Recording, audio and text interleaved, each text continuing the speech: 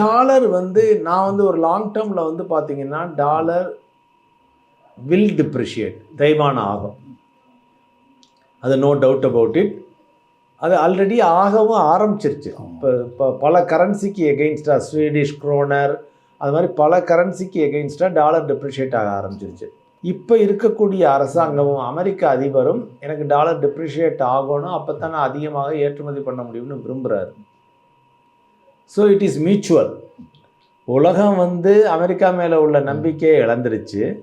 அதே சமயத்தில் அங்கே இருக்க அதிபரும் வந்து நான் நம்பிக்கை இழக்கிறது எனக்கு நல்லது, ஏன்னா என்னுடைய கரன்சி டிப்ரிஷியேட் ஆகுது, டிப்ரிஷியேட் ஆச்சுன்னா நான் நிறைய ஏற்றுமதி பண்ண முடியும் அப்படின்னு அவரும் நினைக்கிறாரு. ஸோ அப்படிங்கையில் தாராளமாக டாலர் டிப்ரிஷியேட் ஆகும்.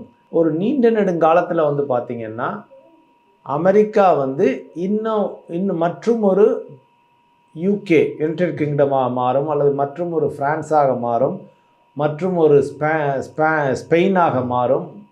ஸோ என்னப்பா அவங்கெல்லாம் ஒரு காலத்தில் உலகத்தையே ஆட்சி புரிஞ்சாங்க. உலகம் பூரா அவங்க இங்கிலாண்டினுடைய சூரியன் இங்கிலாண்டில் தான்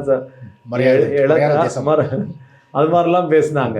ஸோ இப்போ அவங்கெல்லாம் வந்து நல்ல வெல் ஆஃபாக இருக்காங்க, மக்கள் நல்லா இருக்காங்கன்னாலும் மக்கள் நல்லா இருக்காங்க.